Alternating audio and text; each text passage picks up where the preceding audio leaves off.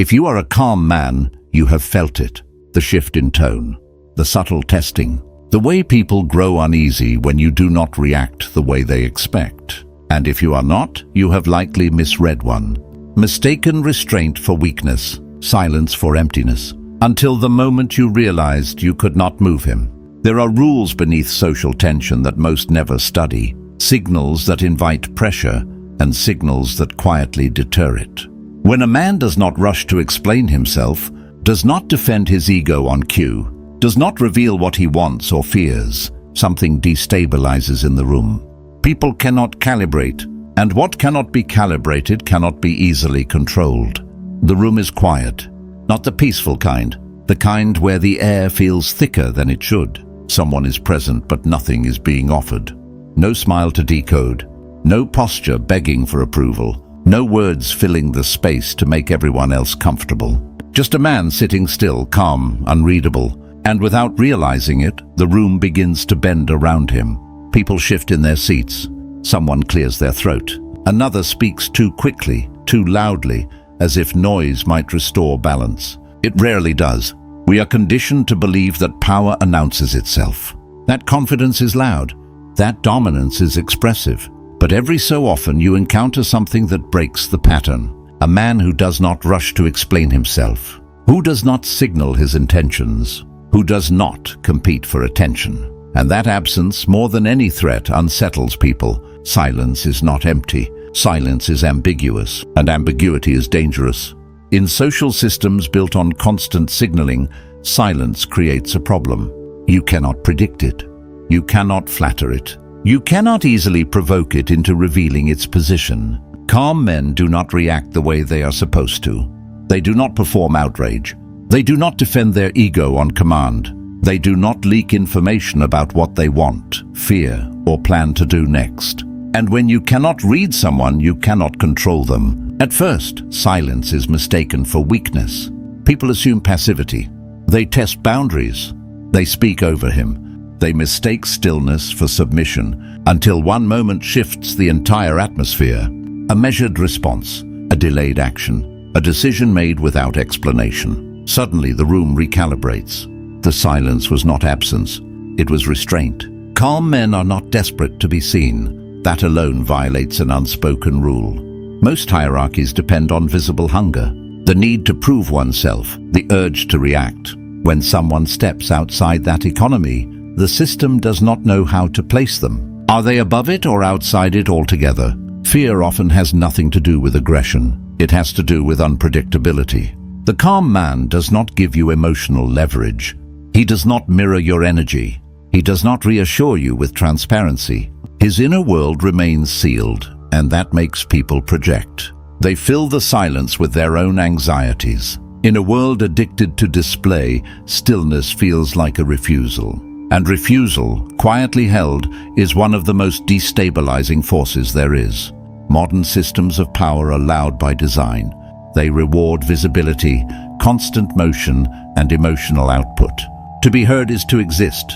To speak often is to be legible. Noise reassures the system because noise can be tracked, interpreted, and managed. Those who talk a lot are rarely feared. They explain themselves before being asked. They broadcast opinions, loyalties, and anxieties. This makes them predictable. Predictability is mistaken for safety. When someone shows you their inner weather at all times, you feel prepared. Even conflict becomes manageable when it is announced in advance. This is why loudness is encouraged. In politics, speeches and declarations replace action. In workplaces, meetings multiply while decisions stall. In public life, outrage cycles endlessly. Not because it resolves anything, but because it signals alignment. Emotion becomes proof of participation. Self-disclosure becomes a form of compliance. Noise is not chaos. Noise is structure. For centuries, power has relied on sound. Proclamations shouted in public squares, rituals spoken aloud so authority could be heard, not questioned. Propaganda repeated until it felt like truth. Even punishment was designed to be noisy. The crowd was meant to witness. Silence would have made the act ambiguous. Noise made it official. Silence, by contrast, has always existed outside the script. A calm man does not provide reassurance through performance. He does not narrate his values. He does not advertise stress to signal innocence. In a culture that equates expression with honesty, restraint feels like concealment. People begin to wonder what is being held back. Not because there is evidence of threat, but because there is a lack of information. And humans are uncomfortable with informational gaps. When someone refuses to participate in the noise, others start filling in the blanks. Calm becomes arrogance. Stillness becomes judgment. Emotional neutrality is read as emotional distance, then as coldness, then as something more dangerous. The projection escalates quietly. What is unknown slowly turns hostile in the imagination. This is where fear enters. Not fear of violence, fear of imbalance. The calm man is not playing the same game. He is not trading emotion for status. He is not signaling submission through over-explanation. That creates asymmetry. One side is exposed, the other is not. Power dynamics do not like asymmetry. The discomfort people feel around calm men is not about personality. It is about leverage. Noise gives leverage. Silence removes it. When nothing is offered, nothing can be taken. When no reaction is given, no control is gained. Silence is not the absence of power. It is the absence of permission. The human mind is not built for silence. It is built for patterns. We scan faces, tones, posture, timing. We look for tells, micro-expressions, emotional leaks, small signals that answer one question above all others. Am I safe here? Most people make this easy. Anger announces itself. Nervousness betrays itself. Excitement spills over. Even deception often leaves fingerprints. The mind relaxes when it can categorize what it sees. Calm men interrupt this process. A man who remains composed under pressure offers no clear data. His breathing stays steady. His voice does not tighten. His expression does not shift in predictable ways. To the pattern-seeking brain, this is not neutral. It is a problem that demands resolution. Unpredictability has always been more disturbing than aggression. An aggressive person tells you where you stand. You can prepare. You can submit, resist, or leave. A calm person in the same situation does none of this. He does not escalate. He does not retreat. He does not signal fear or dominance. The brain cannot place him on the map. When the brain cannot predict, it speculates, and speculation rarely stays generous. Silence becomes a blank surface. Into that surface, people project their own anxieties. What is he thinking? Why is he not reacting? What does he know that I do not? The absence of information invites worst-case assumptions. Not because the calm man is threatening, but because uncertainty is. At a deeper level, this taps into something primal. Early humans survived by reading intent quickly. Ambiguity meant danger. A predator that did not display aggression was often more lethal than one that did. The nervous system remembers this logic even when the threat is abstract. But calm is not emptiness. Calm men are often deeply regulated internally. They experience emotion without outsourcing it. They feel anger without broadcasting it, stress without leaking it, excitement without advertising it. Their emotional economy is closed, not absent. In environments where constant emotional signaling is the norm, this self-containment feels unnatural. People are used to measuring each other through expression. Who is higher status? Who is seeking approval? Who is aligning? Who is submitting? Calm men do not provide these markers. That creates a vacuum. And into that vacuum, projection rushes in. People begin to assign traits. Arrogant, cold, dangerous, superior. None of these conclusions are based on behavior. They are based on the discomfort of not being able to confirm one's position relative to him. Fear emerges not from what the calm man does, but from what he refuses to give. No reassurance, no validation, no emotional mirror. In the end, the unreadable mind threatens something fundamental. Not safety, but control. When you cannot read someone, you cannot manage your response to them. And when you cannot manage your response, the illusion of control begins to slip. That loss is often mistaken for fear of the man. It is actually fear of the unknown inside oneself. Modern systems do not run on truth. They run on reaction. Algorithms measure engagement. Media feeds on outrage. Corporate cultures reward visibility over clarity. Political movements survive on emotional momentum. In each case, the same rule applies.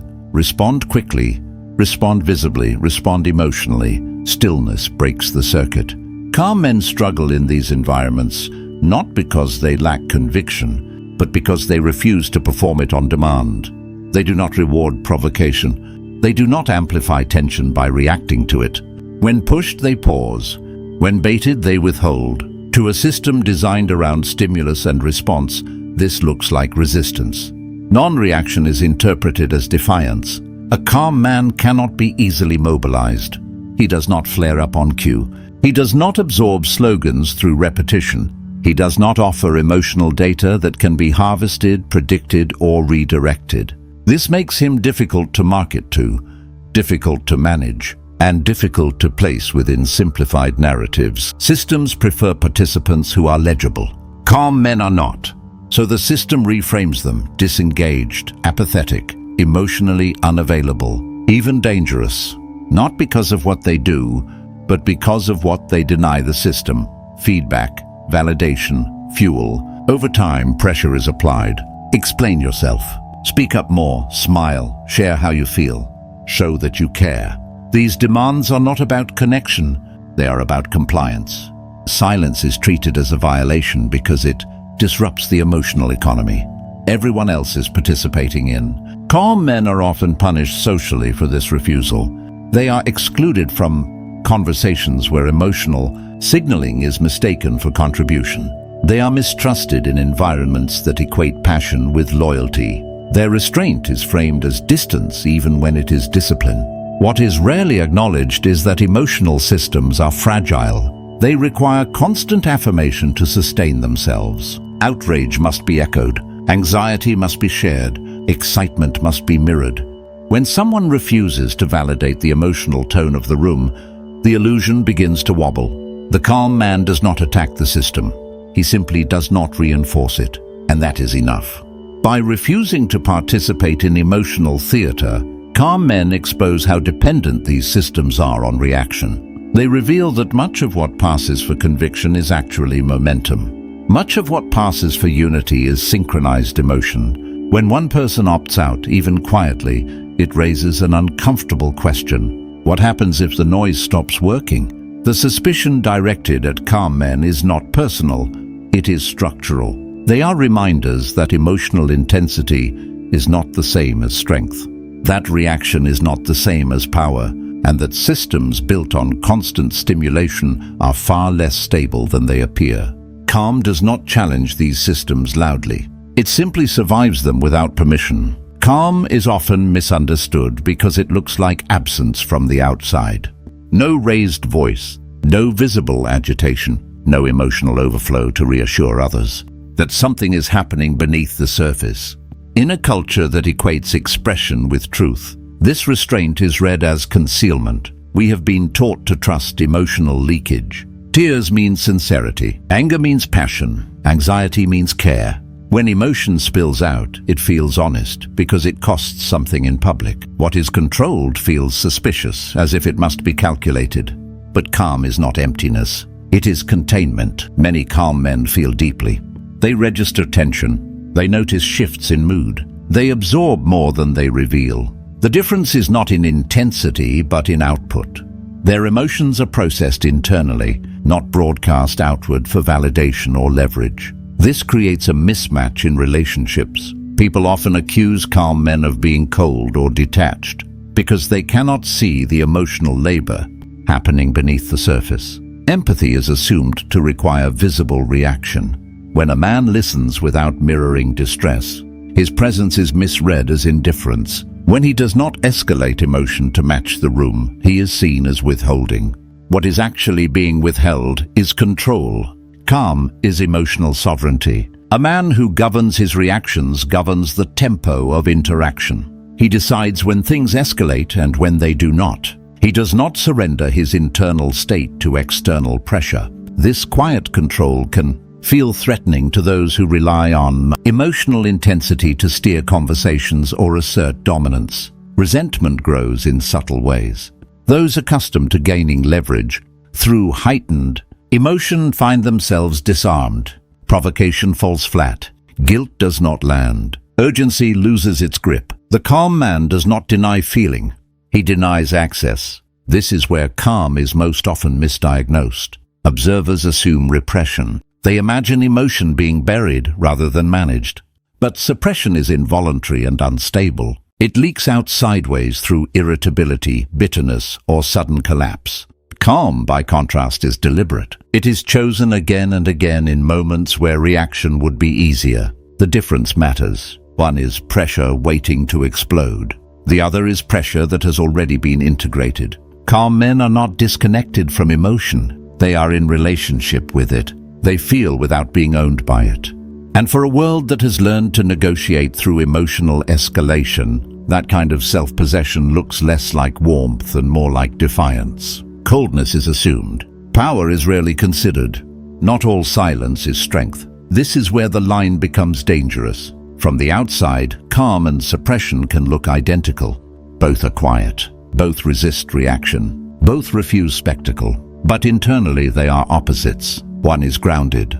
The other is sealed shut. True calm comes from awareness. It requires attention, reflection, and the willingness to feel what is uncomfortable without being ruled by it. Suppression, by contrast, is avoidance. It is emotion pushed down because it feels threatening, inconvenient, or unacceptable. The body remembers what the mouth refuses to say. Unexpressed emotion does not disappear. It hardens. When anger is never examined, it turns into resentment. When fear is never acknowledged, it becomes control.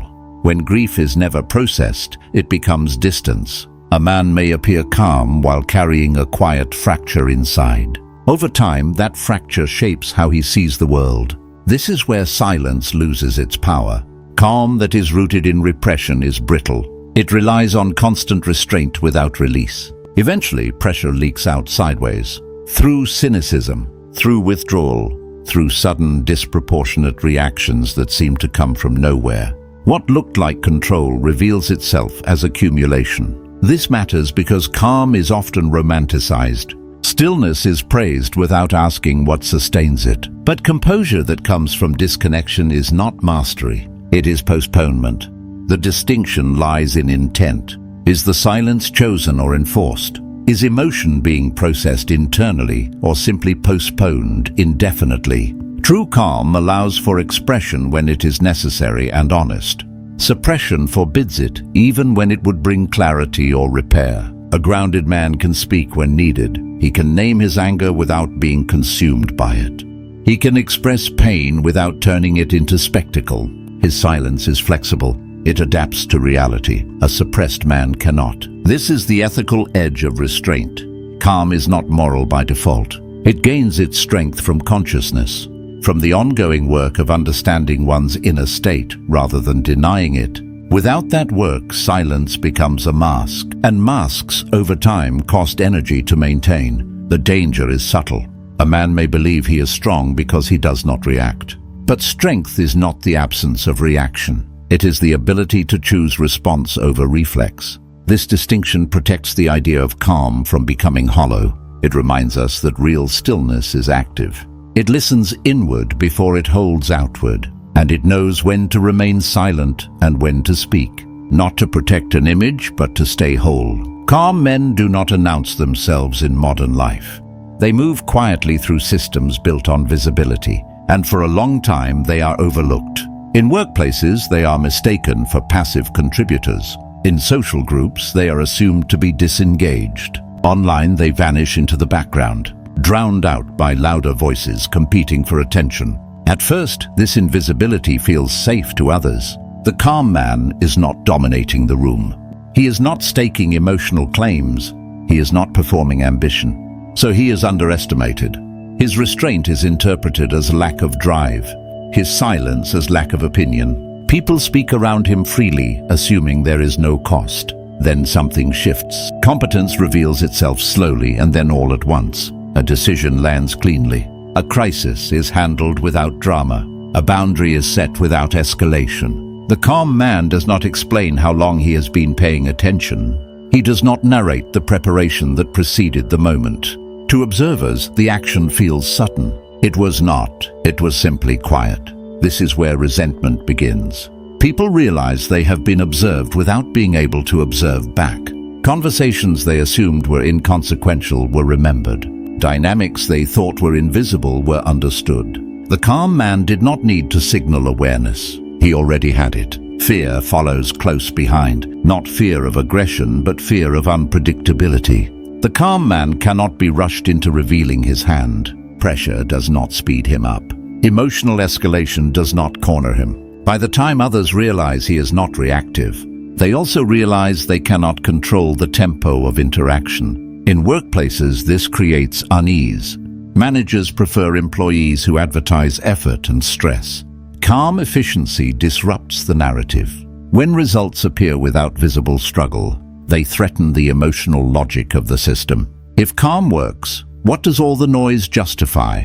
In social groups, the dynamic is similar. The calm man does not compete for dominance, yet he cannot be dismissed. His presence carries weight precisely because it does not demand it. Others begin to watch him more closely, trying to decode intention after the fact. Online, the effect is amplified. Silence is treated as absence. When a calm individual finally speaks, the contrast draws attention. Words land heavier because they are rare. This can trigger backlash, not because the content is extreme, but because it cannot be dismissed as reactive noise. The quiet fear surrounding calm men today is not loud or explicit. It shows up in side glances, in jokes framed as concern, in subtle efforts to provoke a reaction. Each is an attempt to restore predictability. Because once people realize they cannot pressure you, rush you, or read you on demand, they are forced to confront something unsettling: your autonomy. And autonomy, quietly held, is one of the most destabilizing forces in any system built on constant exposure.